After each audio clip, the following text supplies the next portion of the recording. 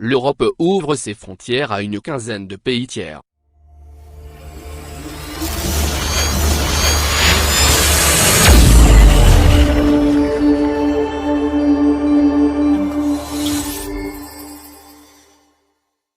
Du Maghreb à l'Australie, une quinzaine de pays pourront voyager en Europe au 1er juillet.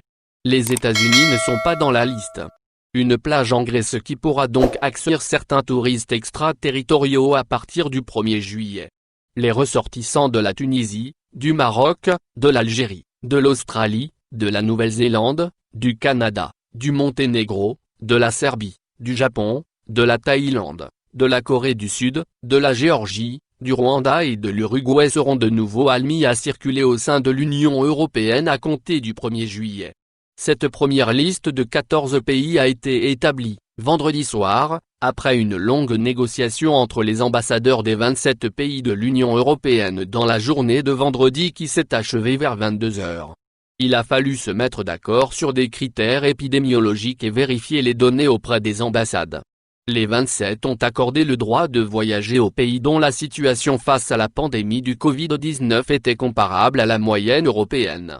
Sur les 15 derniers jours, l'Europe enregistre une moyenne de 16 cas pour 100 000 habitants. Si bien que tout pays tiers dont les chiffres épidémiologiques seraient égaux ou inférieurs à ce chiffre figure sur la liste.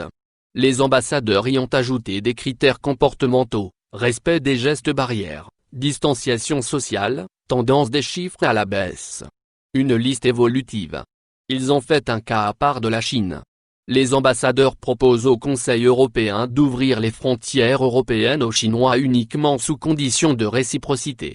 La liste sera révisée tous les 15 jours, si bien qu'à mesure que la pandémie s'éteindra, les frontières de l'Europe s'ouvriront progressivement à un nombre de pays croissant.